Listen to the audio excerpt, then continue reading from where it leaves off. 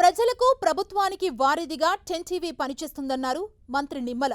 పశ్చిమ గోదావరి జిల్లాలో మాజీ ఎమ్మెల్సీ అంగర రామ్మోహన్ రావుతో కలిసి ఆయన 10 టీవీ క్యాలెండర్ను ఆవిష్కరించారు. ఈ సందర్భంగా మాట్లాడిన ఆయన దేశంలోని పర్యాటక ప్రాంతాలను 10 టీవీ క్యాలెండర్లో చక్కగా ఆవిష్కరించారన్నారు.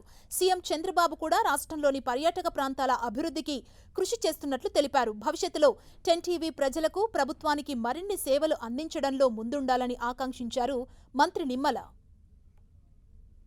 అంటే ఈవేళ మనందరి హృదయాల్లో కూడా ఒక స్థానం.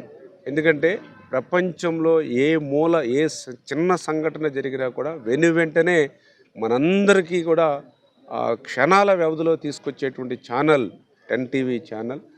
నిజాల్ని నిర్భయంగా వెల్లడించేటువంటి ఛానల్ 10 టీవీ ఛానల్.